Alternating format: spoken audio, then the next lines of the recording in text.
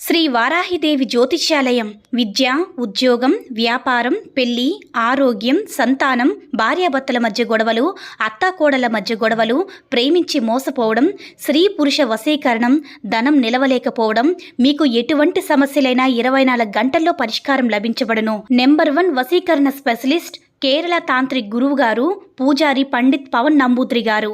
Phone number 9043637512. ఓం శ్రీ మాత్రే నమః. ఓం శ్రీ వారాహిదేవి నమః. అమ్మవారి భక్తులందరూ కూడా నమస్కారం అండి.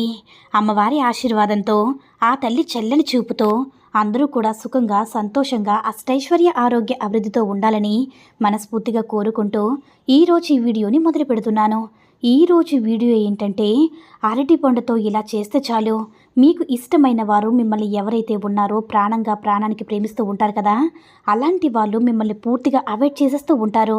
అలాంటి వారి కోసం ఈ అరటి పండుతో ఇవాళ చేసేటటువంటి పరిహారం అనేది బ్రహ్మాండమైనటువంటి రిజల్ట్ అనేది ఇస్తుంది. అంతేకాకుండా ఈ వీడియో 100% వరకు యూస్ అవుతుంది. చాలామంది అబ్బాయిల కోసం అమ్మాయిలకు ఎవరినైతే కావాలని చెప్పి అనుకుంటూ ఉంటారో వాళ్ళు మనల్ని ఏంటంటే పూర్తిగా అవాయిడ్ చేస్తూ ఉంటారు. అంటే పూర్తిగా పక్కన పెట్టేస్తూ ఉంటారు.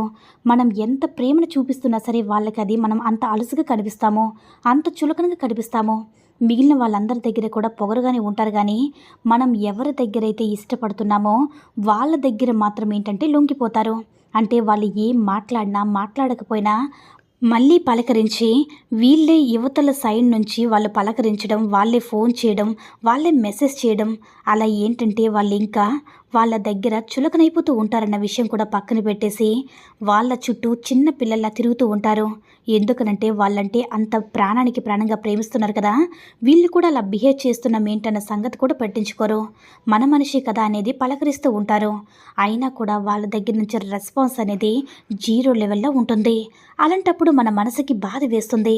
మనం ఎంత ప్రేమను చూపిస్తే వాళ్ళు మనం పక్కన పెట్టిస్తూ ఉంటున్నారు. అలాంటి వారి కోసం ఈ పరిహారం అనేది చాలా బ్రహ్మాండంగా పనిచేస్తుంది.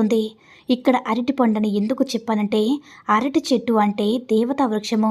మనకి దేవతా వృక్షాలు ఏవైతే ఉంటాయో, వేప చెట్టు అవ్వచ్చు, రావి చెట్టు అవ్వచ్చు, ఇలా అరటి చెట్టు, ఇవన్నీ ఏంటంటే దేవతా వృక్షాలు. ఈ అరటి పండుతో చేసేటటువంటి పరిహారం ఏంటంటే మనకి బ్రహ్మాండమైనటువంటి రిజల్ట్ వస్తుంది. అరటి పండులో మనకేంటంటే సాక్షాత్తు దేవతలు కొలువే ఉంటారు. అరటి చెట్టు ఎవరింట్లో అయితే పెంచుకుంటూ ఉంటారో వాళ్ళకి చాలా శుభంగా ఉంటుంది. ఆరోగ్యపరంగా కానీ ఈ అరటి పండు తింటే ఆరోగ్యానికి ఎంత బలమో, భోజనం చేసి మనం విడిగా ఏదైనా సరే అరిటాకుల్లో భోజనం చేస్తే చాలా తృప్తిగా ఉంటుంది కదా, ఆరోగ్యానికి కూడా చాలా మంచిది. అయితే మనం ఏంటంటే తెలిసి తెలియక పాపాలు కానీ, దోషాలు కానీ, కర్మలు కానీ ఏవైనా సరే తొలగిపోతాయి. అందుచేతనే ఇక్కడ అరటి చెట్టు అని చెప్పడం అయితే జరిగింది. మీ ఇంట్లో అరటి చెట్టు ఉన్నా పర్వాలేదు, లేకపోతే మీకు తెలిసిన వాళ్ళు ఎవరింట్లో ఉన్నా సరే పర్వాలేదు. మీరేం చేస్తారంటే ముందుగా నీళ్ళల్లో పసుపు వేసి ఆ పసుపు నీళ్ళు అరటి చెట్టుకు పోయాలి. అరటి చెట్టుకి అంటే పసుపు నీళ్ళు పోయడం వల్ల మీ జాతకంలో ఉన్నటువంటి దోషాలు పోవడానికి చిన్న చిన్న సింపుల్ పరిహారాలు చేసుకుంటే దోషాలు అనేవి క్లియర్ అయిపోతాయి. ఇలా అరటి చెట్టుకి పసుపు వేసినటువంటి నీళ్లు పోస్తే మీకు చాలా మంచి జరుగుతుందన్నమాట. అరటి చెట్టు పువ్వు చాలామంది కూరలకు వాడుతూ ఉంటారు కదా, అలాంటి అరటి పువ్వుని మీరేం చేస్తారంటే ఎవరికైనా సరే దానంగా ఇవ్వండి. అది ఏ రోజైనా పర్వాలేదు. ఎవరికైనా దానంగా అంటే రోడ్డు మీద పేదవాళ్ళు, ముసలి వాళ్ళు ఉంటారు కదా, తినడానికి తిండి లేని వారు కూడా కష్టపడతారు కదా, అరటి పువ్వుని దానంగా ఇవ్వండి. అలా దానంగా ఇవ్వడం వల్ల మీ జాతకంలో ఉన్న దోషాలు అనేవి చాలా వరకు క్లియర్ అవుతాయి. డబ్బు పరంగా కూడా చాలా బాగా పనిచేస్తుంది. ఒకవేళ అరటి పువ్వులు మీకు ఎక్కడ దొరుకుతాయని డౌట్ వస్తే ఒక 1 డజన్ అరటి పళ్ళు కొనేసి వాళ్ళకి దానంగా ఇవ్వండి. ఎవరైతే బాగా ఇబ్బందుల్లో ఉంటారో, ఎలాంటి వారికి ఎవరైనా సరే అబ్బాయిలు అంటే అబ్బాయిలైనా అమ్మాయిలైనా భార్యాభర్తలు ఎవరైనా సరే మీరు ఎవరైతే సమస్యలతో ఇబ్బంది పడుతుంటారో వాళ్ళు ఒక 1 డజన్ అరటి పళ్ళు కొని వాళ్ళకి దానంగా ఇవ్వండి. దానివల్ల మీకున్నటువంటి సకల దోషాలు అన్నీ కూడా తొలగిపోతాయి. మీరు ప్రేమించిన వ్యక్తి వాళ్ళే కావాలి, వాళ్ళు పక్కన లేకపోతే ఉండలేమని సిన్సియర్గా ఉన్నామని వారు వాళ్ళ పేరు మనసులో తలుచుకొని భార్యాభర్తలైనా సరే చేసుకోవచ్చు. ఇలా డబ్బు కోసం కూడా చేసుకోవచ్చు. చాలా వరకు కర్మలనేవి క్లియర్ అయిపోయి అప్పటి నుంచి చూడండి మీకు ఎంతో కలిసి వచ్చేటటువంటి కాలంగా ఉంటుందన్నమాట. మీరే చూసి ఆశ్చర్యపోతారు. అంటే ఫోన్ చేయాలనుకునే వాళ్ళు చేయడం, మెసేజ్లు పెట్టడం కానీ మీరు చేసేటటువంటి చిన్న చిన్న పొరపాట్లు కొన్ని సరి చేసుకోవాలి. అదేంటంటే పదే పదే వెంటపడి ఫోన్లనేవి చేయొద్దు. వాళ్ళు చేసేదాకా కొంచెం ఆగండి. ఎప్పుడైనా మరీ దిగజారిపోతే అవతల వారికి చులకనగా కనిపిస్తాము. మీరు కొంచెమైనా బెట్టుగా ఉండాలి. మరీ దిగజారిపోతే ఏమిటంటే మనిషికి విలువ అనేది తగ్గిపోతుంది. ఆ మనిషికి ఏంటంటే మన మీద ఒక రెస్పెక్ట్, గౌరవం అంటే అది మనకి కొంచెం కంట్రోల్లో ఉండాలి. కంట్రోల్లో ఉన్నప్పుడే వారికి అర్థమవుతుంది.